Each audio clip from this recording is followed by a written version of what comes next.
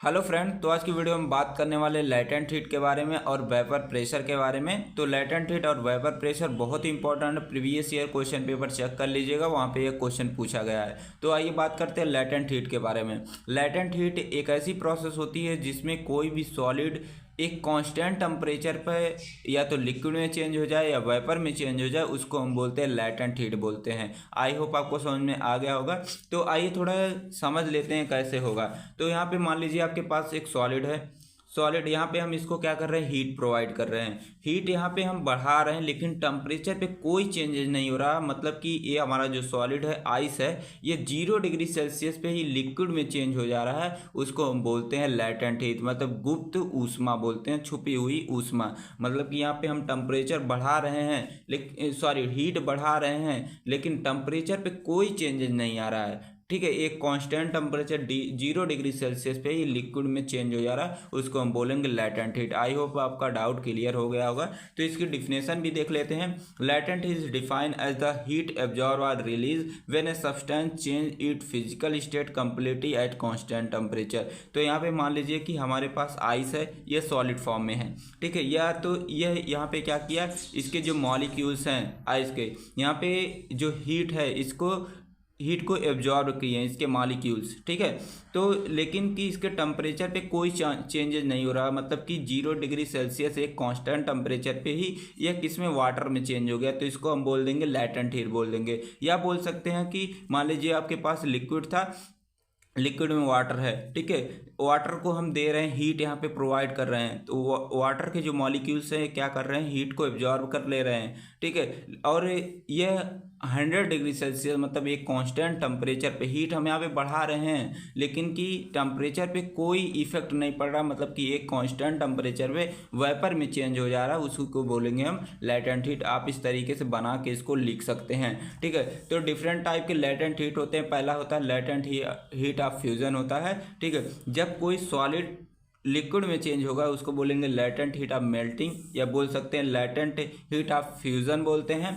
या जब कोई हमारा लिक्विड है वो वेपर में चेंज होगा एक कांस्टेंट टेम्परेचर पे, तो उसको हम बोलते हैं लैटेंट हीट ऑफ वेपोराइजेशन। ठीक है, तो यही आगे यहाँ पे बताया गया। तो पहले हमारा आता है लैटेंट हीट ऑफ फ्यूजन।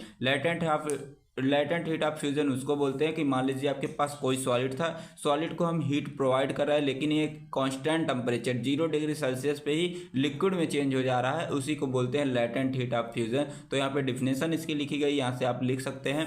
आगे बात करते हैं हमारा जो होता है latent heat of vaporisation. Latent heat of vaporisation का मतलब है कि यहाँ पे लिक्विड कोई है, इस लिक्विड को हम हीट प्रोवाइड कर रहे हैं, लेकिन एक कांस्टेंट टेम्परेचर मतलब 100 डिग्री सेल्सियस पे ये क्या कर रहा है, वेपर में चेंज हो जा रहा है, उसी को हम बोलेंगे लैटेंट हीट ऑफ वेपोराइजेशन बोलेंगे। आई होप आपका पूरा डाउट क्लियर हो गया होगा। अगर आपके डाउट क्लियर है, प्लीज़ चैनल को सब्सक्राइब और लाइक जरूर से कर दीजिएगा, और अपने दोस्तों के साथ भी शेयर कर दीजिएगा।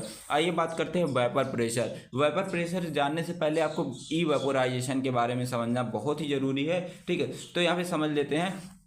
तो मान लीजिए आपके पास एक कंटेनर है, इस कंटेनर में मान लीजिए वाटर के ऐसे मॉलिक्यूल्स हैं। ठीक है, तो जो ऊपर वाले मॉलिक्यूल्स हैं ये वाटर के, इसको बोलते हैं सरफेस मॉलिक्यूल बोलते हैं, सरफेस मॉलिक्यूल्स बोलते हैं। ए और जो हमारे सब हैं इसको बोलते हैं बल्क मॉलिक्यूल्स।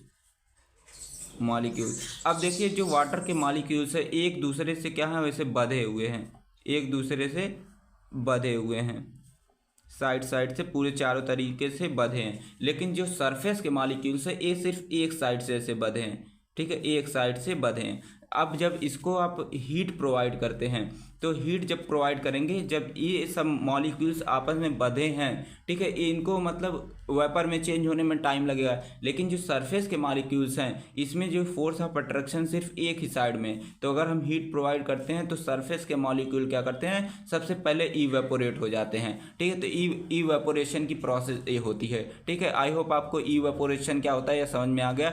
अब आगे समझते हैं वेपर प्रेशर होता क्या है। ठीक है, मान लीजिए कि आपके पास एक क्लोज कंटेनर है, एक क्लोज, ये मान लीजिए इसका लिड है, ढक्कन है। ठीक है, एक कंटेनर है जिसमें हमने लिक्विड भर लिया है। अब इस लिक्विड को हम क्या कर रहे हैं, हीट प्रोवाइड कर रहे हैं। जब इस लिक्विड को हम हीट प्रोवाइड करेंगे, एक इसमें चेंज होगा, वेपर में चेंज होगा। वेपर में चेंज हो जाएगा तो ये क्या करेगा, इसका जो वेपर है, लिक्विड का जो वेपर है, ये इस कंटेनर पे एक प्रेशर क्रिएट करेगा। ठीक है, उसी को हम बोलते हैं वेपर प्रेशर बोलते हैं। आई होप आपका यह डाउट क्लियर हो गया होगा। जैसे मैंने बताया वैसे ही आप अपने लैंग्वेज में बना के एग्जाम में लिखेंगे, आपका एग्जामिनर अच्छे मार्क्स दे के जाएगा। तो यहाँ पे लिखा है इन ए क्लोज कंटेनर। एक क्लोज कंटेनर की अगर हम बात करते हैं, when we heat any liquid then liquid vaporise. जब हम किसी लिक्विड को गर्म करते हैं तो क्या हो जाता है, वेपर में पहले चेंज हो जाता है।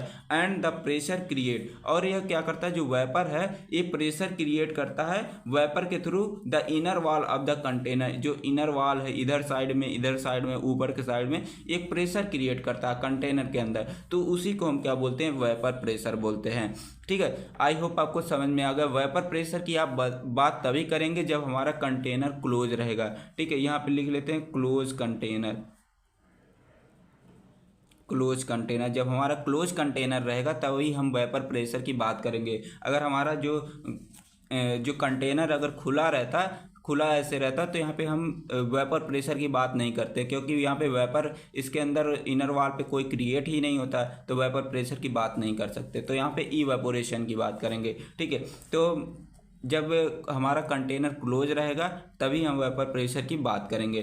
तो यहाँ पे लिख दिया है क्लोज कंटेनर जब हमारा रहेगा तो वेपर कैन नॉट एस्केप, मतलब कि वेपर नहीं निकल पाएंगे। यहाँ पे देखिए जब हमारा जो हमारा कंटेनर था या खुला था तो वेपर आराम से उड़ जा रहे थे, लेकिन जब हमने कंटेनर को क्लोज कर दिया तो हमारे जो वेपर हैं वह स्कैप नहीं हो पा रहे हैं, मतलब निकल नहीं, स्कैप मतलब होता है निकलना, यह निकल नहीं पा रहे हैं। तो क्या करेंगे, यह वेपर जो है क्या करेंगे, इस कंटेनर के अंदर एक प्रेशर क्रिएट करेंगे, तो उसी को हम बोलते हैं वेपर प्रेशर। यहाँ पे अगर हमने बोला कि अगर क्लोज कंटेनर लेते हैं vapour can not escape, vapour नहीं निकल पाएगा, तो यहाँ पे जितना इवेपोरेशन होगा, ठीक है, जितना इवेपोरेशन होगा उतना ही कंडेंसेशन होगा। आपने देखा होगा अगर आपके घर में खाना बनाया जाता है, ठीक है, चावल पकाया जाता है, कि जितने वाटर के वेपर निकलते हैं उस ऊपर ढक्कन जो लगा रहता है उस पर जितना निकलते हैं उतना फिर लिक्विड बन के फिर आ जाते हैं, कंडेंस होके आ जाते हैं, लिक्विड फॉर्म में आ जाते हैं। ठीक है, तो मतलब कि जितना इवेपोरेशन होगा उतना ही कंडेंसेशन होगा।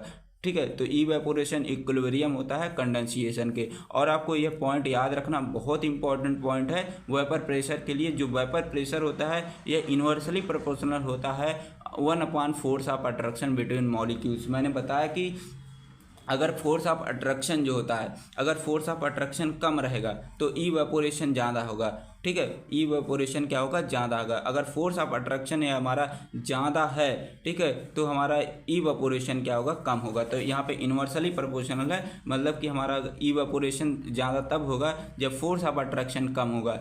फोर्स ऑफ अट्रैक्शन कम होगा मॉलिक्यूल्स के बीच, हमारा जो वेपर प्रेशर है वह ज़्यादा होगा। अगर फोर्स ऑफ अट्रैक्शन ज़्यादा है तो वेपर प्रेशर कम होगा, क्योंकि इन्वर्सली प्रोपोर्शनल है। ठीक है, तो आई होप आपके सारे डाउट क्लियर हो गए होंगे। हम एक बार फिर से रिक्वेस्ट करते हैं आपसे, चैनल पे नए प्लीज़ चैनल को सब्सक्राइब और लाइक जरूर से कर दीजिएगा। अब मिलते हैं नेक्स्ट वीडियो में, तब तक के लिए टेक केयर, बाय बाय।